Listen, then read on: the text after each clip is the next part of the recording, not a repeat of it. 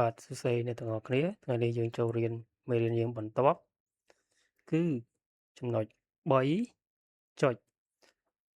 សហរដ្ឋអាមេរិកនាសតវត្សទី60ដល់80នៃសតវត្សទី20សំទោសចំណុចទី3សហរដ្ឋអាមេរិកនាទសវត្សទី60ដល់80នៃសតវត្សទី20 3.1សហរដ្ឋអាមេរិកក្នុងរជ្ជកាលព្រំដែនថ្មីហៅ New Frontier លោក John Kennedy មានដើមកំណើតជនជាតិអ៊ីរឡង់មកពីគណបក្សប្រជាធិបតេយ្យចូលកាន់តំណែងជាប្រធានាធិបតីសហរដ្ឋអាមេរិកនៅឆ្នាំ1960ក្នុងអាយុ43ឆ្នាំបន្ទាប់ពីលោក Eisenhower មកពីគណបក្សសាធារណរដ្ឋអស់រយៈពេលជា8ឆ្នាំក្នុងរដ្ឋបាល Eisenhower សហរដ្ឋអាមេរិកបានកំណើនសេដ្ឋកិច្ចយឺតអតិផរណាជាប្រចាំនិងកំណើនអ្នកឥតការងារធ្វើខ្ពស់ហើយតម្លៃប្រាក់ដុល្លារចុះថោកកិត្យានុភាពសហរដ្ឋអាមេរិកត្រូវបាត់បង់នៅឆ្នាំ1957ដោយសារសហភាពសូវៀតបានបង្ហោះយាន Sputnik ជាលើកដំបូងរបស់ខ្លួនប្រធានាធិបតី Kennedy បានបង្ហាញនយោបាយព្រំដែនថ្មីរបស់លោកគឺប្រយុទ្ធប្រឆាំងនឹងភាពក្រីក្រប្រឆាំងនឹង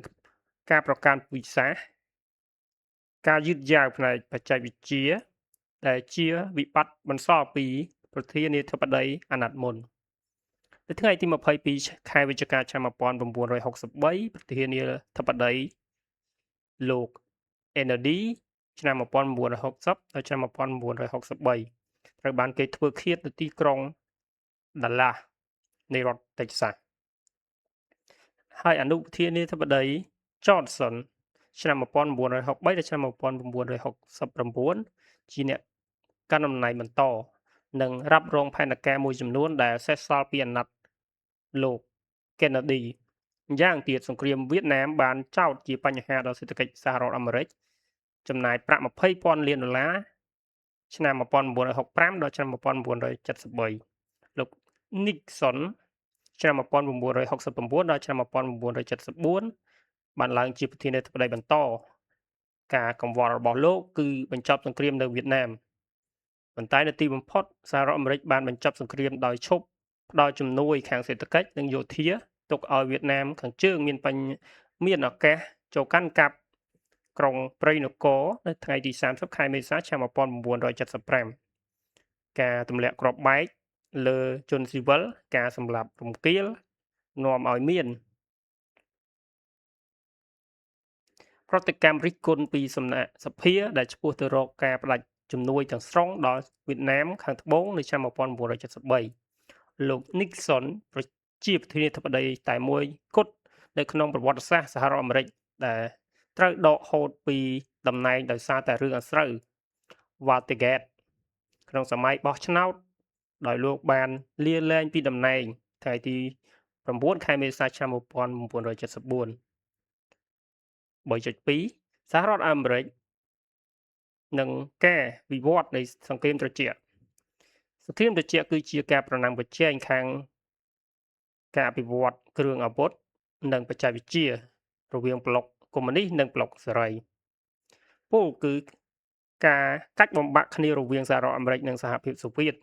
ចំណុចសំខាន់នៃសង្គ្រាមនេះគឺផ្ដើមចេញពីបញ្ហាអាល្លឺម៉ង់នៅពេលដែលប្រទេសនេះក្លាយទៅជាប្រសព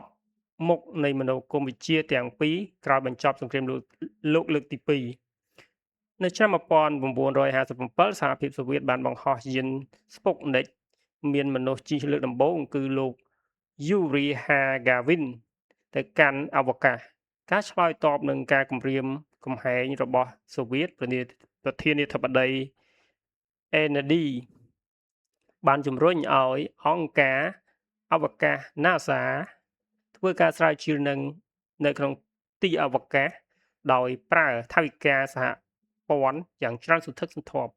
នៅឆ្នាំ1967សហរដ្ឋអាមេរិក បានយកឈ្នះសូវៀតដោយសម្រេចឲ្យមានមនុស្សជាន់លើឋានព្រះច័ន្ទលើកដំបូងក្នុងប្រវត្តិសាស្ត្រមនុស្សជាតិ